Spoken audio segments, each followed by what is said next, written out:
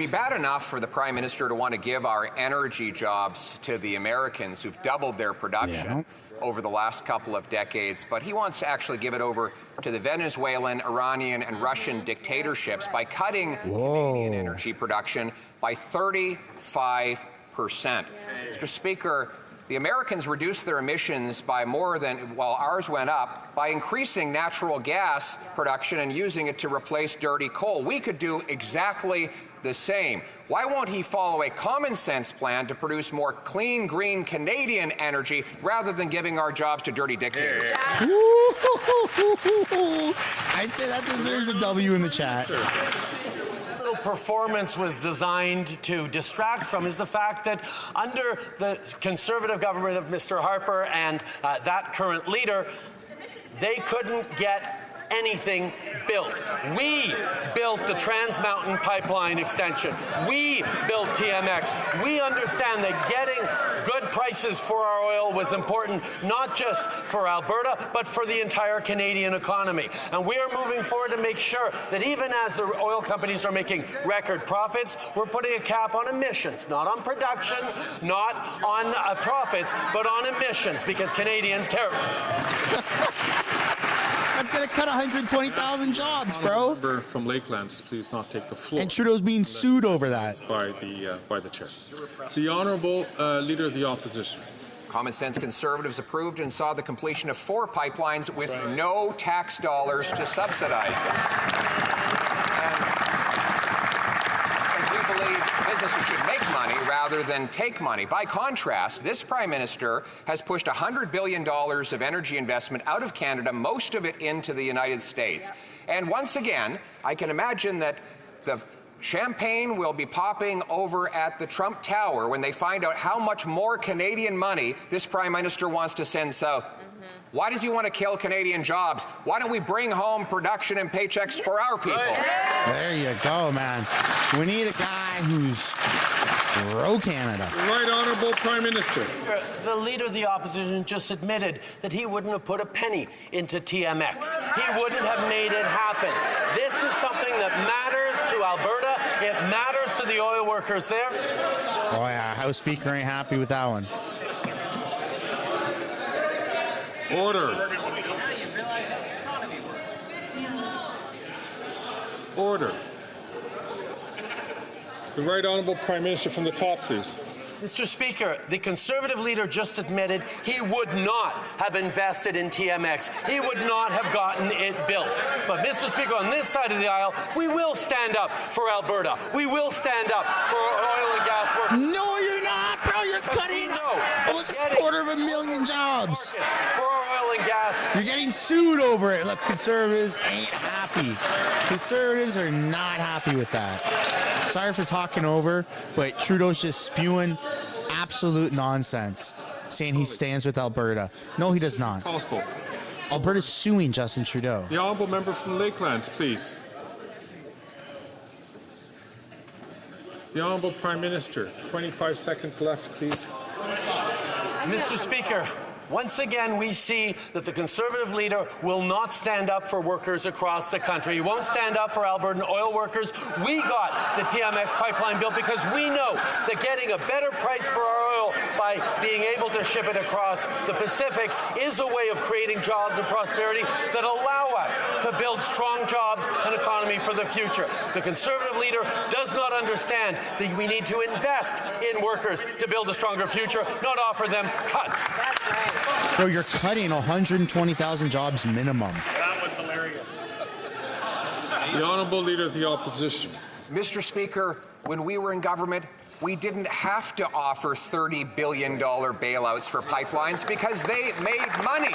Yeah, dude. How business works. All Conservatives are getting up and clapping. He wants to create a bailout economy. And let's clarify how this worked. Yeah, let's. $30 billion, $7 billion of which went to a Texas oil company, which took our tax dollars down to Texas to build American pipelines. Mr. Speaker, all our X's are in Texas. Why don't we bring home those jobs for Canada?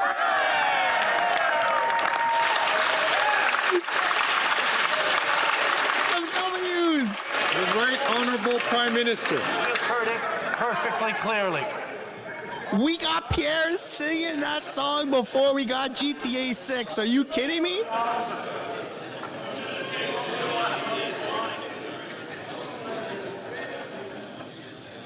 The Right Honourable Prime Minister.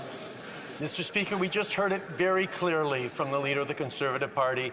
He would not have built the TMX pipeline. That's right. Mr. Speaker, we know how important it is to make sure we get a good price for our oil so we can invest in the kinds of solutions and technologies that are going to continue to create prosperity and opportunity for energy workers, not just in Alberta, but right across the country. We will continue to be there to invest in a stronger future by understanding that renewables are an important part of the future, but we need to be able to pay for them. The Conservative leader does not understand how to build a strong future or how to build a strong economy.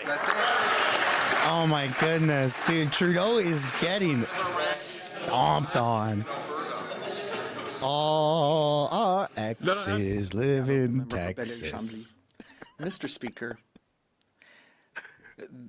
the votes have not even finished being counting in the United States, and there's already a debate between the Conservative leader and the Prime Minister to see which one will support the oil patch more strongly. That is nonsense. So are they completely turning their back on any consideration of climate change, and that the green economy is being abandoned to give place? Dude, to that was the oil dumbest thing you could have said. The Right Honourable. The election's already been called. Mr. Like Speaker, I can see the it doesn't irony matter here what happens when next. I hear that coming from someone who approved oil drilling in Anticosti. He knows very well that we need to build a greener economy and protect the environment at the same time. And it's possible. That's why we have capped greenhouse gas emissions in the oil industry across the country. We have also put a price on pollution to put more money in the pockets of Canadians. And we have continued to reduce our emissions while creating economic growth, which is a first for Canada. We're going to create jobs and protect the environment. You ain't creating jobs. Member for Badeg-Chambly. I might tell the Prime Minister to check his facts because I never approved any such drilling in Anticosti. Now, that being said, let's talk about security because tomorrow Trudeau cuts 200 jobs and creates 50 jobs. And he's like, hey, that's a net positive. That will name the MPs who have been Like his compromised carbon by tax foreign logic. interference. So there is still one left who doesn't want to clean up his caucus. So will the Prime Minister, will he ensure that he is going to put 2% into defense spending, the Right Honourable Prime Minister? It is clear that I don't always agree with the leader of the Bloc Québécois, but I must recognize and thank him for having gotten his security clearance so he can get his security briefings like all other party leaders except for the Conservative leader, who does have a responsibility to protect our democracy. The Conservative leader, for unexplainable reasons, I don't know what he has to hide, he refuses to get his security clearance. He refuses to get secret security briefings that would allow him to protect his party and thus democracy. We don't know why, but he refuses to take this seriously, Mr. Speaker. Give me a break. The Honourable Leader of the Opposition. Given that we've just seen an American election, I think I can quote another American president who could aptly describe the Prime Minister's economic policy. If it moves, tax it. If it keeps moving, regulate it. If it stops moving, subsidize it. Right. Yep. Instead of doing none of the above, which would allow our entrepreneurs to actually build things on their own without sticking taxpayers with the bill. He wants to know our common sense plan. We will repeal the unconstitutional C-69. We will scrap the cap. We will axe the tax. Why won't he call a carbon tax election so that we can bring home these jobs? Oh, yeah. The Right Honourable Prime Minister. Speaker, when we stood up for Canadian jobs, Canadian oil producers, Canadian oil, steel and aluminum workers, the Conservative Party called that dumb. Mr. Speaker, we will always stand up and defend Canadian jobs, as we have in the past, as we create more opportunities for Canadians right across the country, and as we protect our national security. What the Americans will not understand is why the Leader of the Opposition, who desperately wants to become Prime Minister, refuses to get the necessary security clearances so he can keep his party safe. The Honourable Leader of the Opposition. Mr. Speaker, I've already explained how $500 billion of our dollars have left the country since this Prime Minister took office. Canadian investment dollars paying American workers while our people can't afford food and homes. But don't take my word on how uninvestable the country has become. Take the word of carbon tax Carney. Right. The Prime Minister's lead economic advisor has just moved his $100 billion company to New York City. If the Prime Minister's own top economic advisor doesn't have faith in his economic plan, then why should anyone else? But our economy's doing better than ever, right? Prime Minister. Mr. Speaker, what the Leader of the Conservative Party hasn't explained is why he's treating national security like a dodgeball game. He ducks allegations of foreign interference in his own caucus. He dives away from dives as he turns a blind eye towards investments in our communities by foreign interferers, and he dodges the tools necessary to keep his party safe. Why won't he get the briefing, get the clearance, protect Canadians? The Honourable Leader of the Opposition. Mr. Speaker, the Prime Minister likes to spread crackpot conspiracy theories instead of defending his economic record. But why wouldn't he? When you've doubled housing costs, you distract. When you've doubled food bank use, you divide. When you've doubled gun crime, you use fear to turn people's attention away. And when you've doubled the national debt to a point that even your top economic advisor is fleeing the economic carnage you have created, you do anything possible to change the subject. If he can't defend his economic record, why not have a carbon tax election so that I can take it? No, not a carbon tax election, a housing tax election.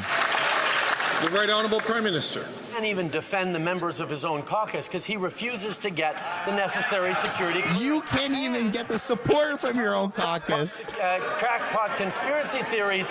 It's not a crackpot conspiracy theory when his own members of the National Security and Intelligence Committee of Parliamentarians signed a report that was released publicly that talks about the fact that the Indian government interfered in the past Conservative leadership campaigns. Or is that perhaps why he refuses to get the security clearance necessary, because he doesn't think he'd pass the security clearance because of Indian interference in his own...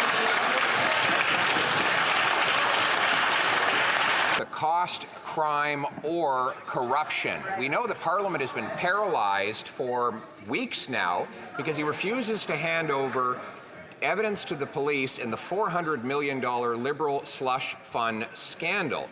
Now we find out what he might be hiding. It turns out that his radical environment minister has a stake in one of the companies that got $10 million of those dollars. This is a scam. And by the way, the official that handed over the money had interest in the very same company. Is the Prime Minister covering this up because he's worried about the questions the police might have for his minister? Oh.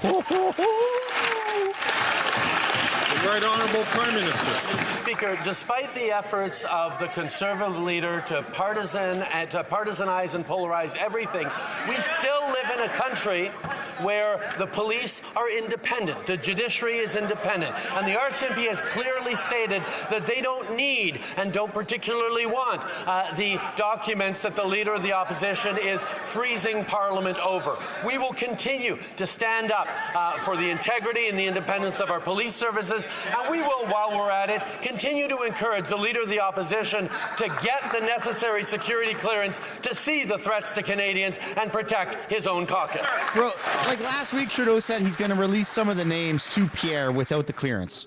The Honourable Leader of the Opposition. Le Journal de The Journal de Montréal revealed this morning that Did the House Speaker have to ask the intern again business whose turn it was? received $10 million from the Green Fund that is at the heart of the major scandal, which involves $400 million.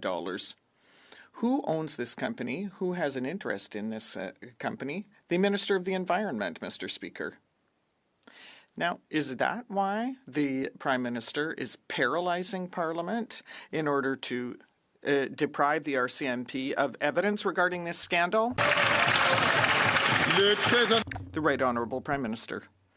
Mr. Speaker, Quebecers and all Canadians understand how important it is to have independent police forces who have nothing to do with politics, despite the efforts of the Conservative leader to polarize the work done by the RCMP and other police forces. We are going to respect their work and allow them to do their job. As we expect the Conservative leader to take his responsibilities seriously with regard to national security by getting his security clearance to get his security briefings and to protect his own MPs from foreign interference. I would invite the honourable members. Man, he keeps beating a dead horse. To take the floor unless they've been recognized by the Speaker. The Honourable Leader of the Opposition. The Prime Minister was caught paying $9 million tax dollars to buy a luxury, super exclusive condo on Billionaires Row for his media pal and diplomat in New York. Tom Clark, the diplomat in question, denied he had any involvement in it. Well, now we have documents showing that he said, and I quote, his housing required immediate replacement. It wasn't suitable for hosting or for living. Wow. Wait till he finds out about the 1,400 homeless encampments in Ontario, Mr. Speaker. Why, while Canadians live through housing hell, must they spend their tax dollars on a $9 million palace in the sky? Yeah, that they have meetings in the bathroom, right?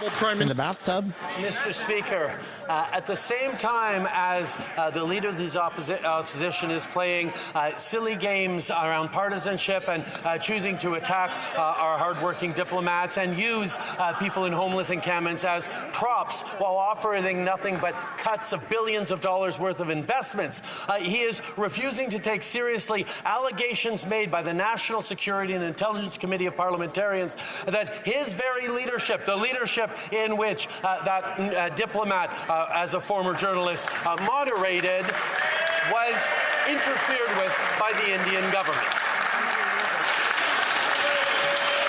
Didn't Trudeau's advisor, like, oh, what are they? They're turning around and clapping. Did Pierre leave? Order. Oh, something happened on the Conservative side. He wants to mute the mic. Look at him. Look at him. He wants to mute it. You can't. Because I got that petition. Give me another reason. Colleagues.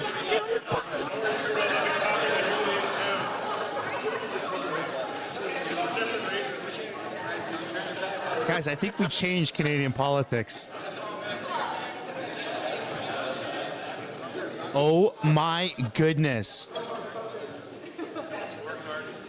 The honourable member from Guelph. Mr. Speaker, foreign interference. Stop muting the mic.ca. Go sign the petition, folks. Bad actors like Russia, China, and India use shady He tactics crossed to his slow arms, development dude. and further their own goals in countries like Canada. Yet there's a deafening silence coming from the leader of the opposition. Can the Prime Minister please explain to Canadians what is at stake? Yo, we changed the way things work this seriously. during debates. Everybody knows he would have muted the mic in that moment. He crossed his arms. It is important so that people who do not speak the other official language have the opportunity to hear the questions. So please do not talk when you are not recognized by the speaker. It is very out of respect to our colleagues. Jasper's going to do another petition. Official language. Please don't do that. The Right Honourable Prime Minister. Mr. Speaker, I thank the member for Guelph for his important question. the Conservative leader doesn't do what's best for Canadians. He does what's best for his algorithm. He turns a blind eye to foreign interference in his own party because that boosts his YouTube following. Now he's dodging his security clearance because he's worried that that won't play well in his echo chamber. Mr. Speaker, the leader of the Conservative Party needs to take care and focus on Canadians instead of worrying about his own troll farm. On troll farm. Trudeau, my 4th or 5th channel has more subscribers than your main account. Honourable member Come from on. Vancouver Kingsway.